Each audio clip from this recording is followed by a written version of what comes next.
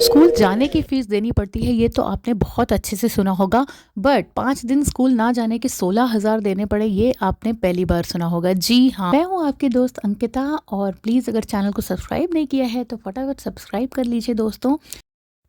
आज का व्लॉग है यूके में रहने वाले पेरेंट्स के लिए, यानी कि इंग्लैंड में रहने वाले पेरेंट्स के लिए, क्योंकि आज हम बात करेंगे स्कूल एब्सेंस फ़ाइन के बारे में, जो हमें पेरेंट्स को खुद पे करना पड़ता है।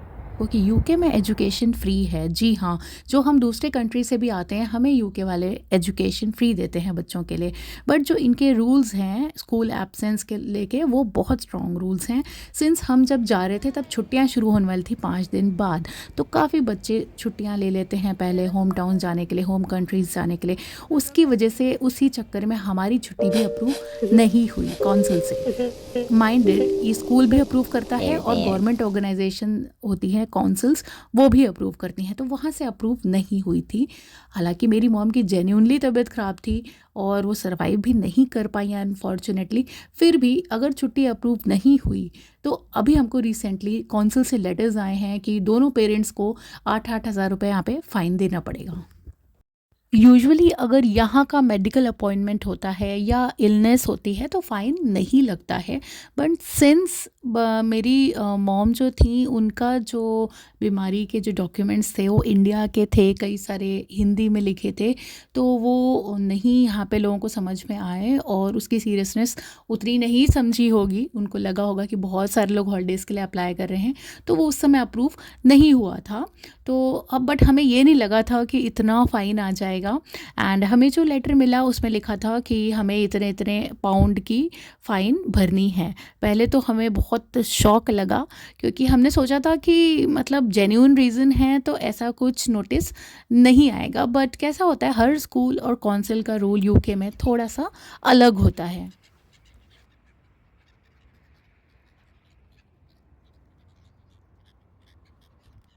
तो हम फिर से रिक्वेस्ट करेंगे एक बार कौंसिल से फ़ोन करके कि ऐसा ऐसा हो गया, मिसहैपनिंग भी हो गई, कि मेरी मदर नहीं रही, और अगर वो कर सकें तो हमारी फ़ाइन माफ़ कर दें, बट अगर नहीं होगा तो विल पे इट। बट सच पूछो तो मुझे ऐसा कोई रिग्रेट नहीं है इसका। एटलीस्ट वो आखिरी बार था जब ये अपनी नानी से मिल पाई अनिका, और मैं अपनी मम्मी से मिल पाई। तो बहुत अच्छा ही रहा जो हम लोग चले गए एक बार। तो दोस्तों आज हम लोग सुबह सुबह अनिका के साथ ही चले गए थे, सुबह स्कूल टाइम पे ही। कहीं बहुत ज़रूरी काम से हमको जाना था, किसी मतलब एडमिनिस्ट्रेटिव ऑफिस में जाना था हम तीनों को ही। तो हम आज वहाँ चले गए थे एंड प्रोबेबली हम प्रे कर रहे हैं कि हमारा काम वहाँ का जल्दी हो जाए। ठंड बहुत ही ज़्यादा है क्योंकि स्नो की वार्निंग आ गई है और स्नो नहीं हो रही है, तो जब तक स्नो नहीं होगी अब ये ज़बरदस्त ठंड यहाँ पड़ती रहेगी। बस अभी अभी घर पहुँची हूँ और बहुत ठंड हो रही है, इसलिए बर्तन निकालने धोने सबका टेंशन बचाने के लिए आज ओवरऑल कंफर्ट फूड बनाने की सोच रही हूँ। कंफर्ट फूड में या तो मैं तहरी बनाऊँगी और या तो दाल चावल। आपका कंफर्ट फूड क्या है, प्लीज़ कमेंट में लिख के ज़रूर बताइएगा।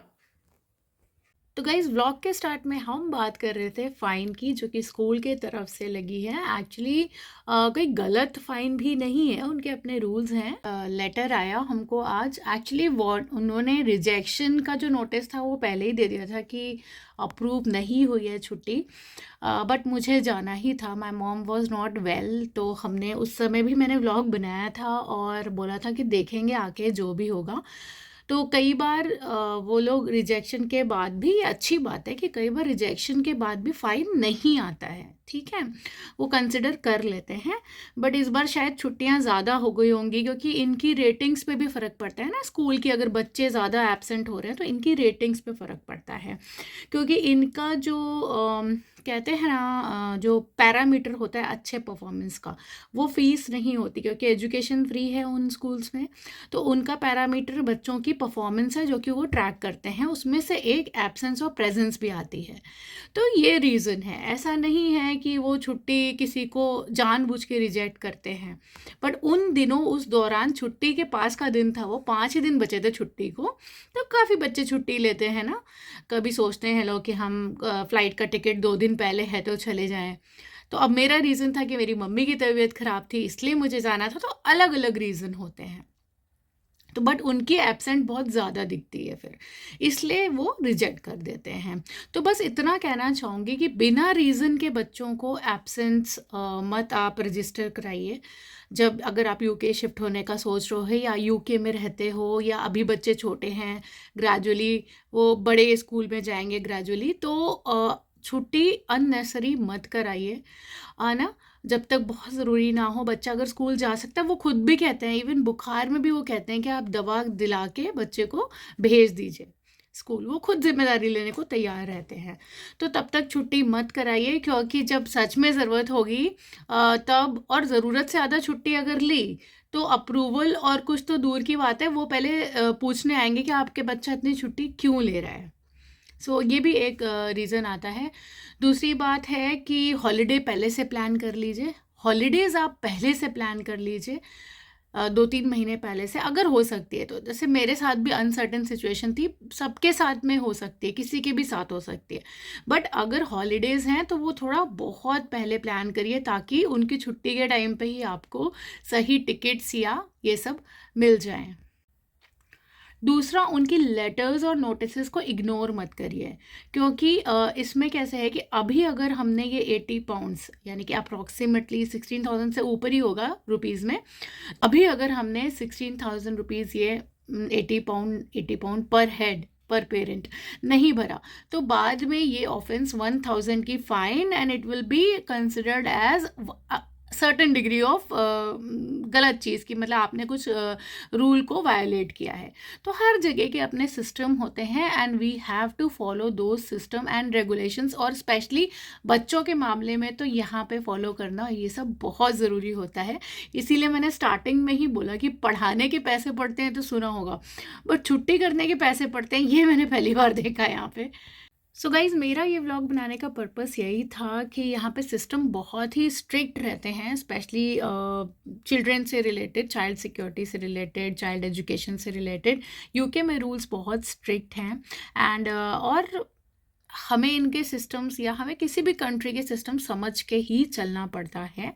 इसलिए आपको भी ये चीज़ सरप्राइज़ ना लगे और आपकी हेल्प हो, इसलिए मैंने ये व्लॉग बनाया है। तो अगर इन्फॉर्मेशन हेल्पफुल लगी हो तो गाइज़, ऐसे ही व्लॉग देखते रहने के लिए आप प्लीज़ मेरे चैनल को सब्सक्राइब करिए एंड शेयर करिए वीडियो जिसको भी ज़रूरत हो इस वीडियो की। Thank you guys. तो फिर से मिलूंगी एक नए अनुभव और नए एक्सपीरियंस के साथ, तब तक के लिए bye bye, take care of yourself.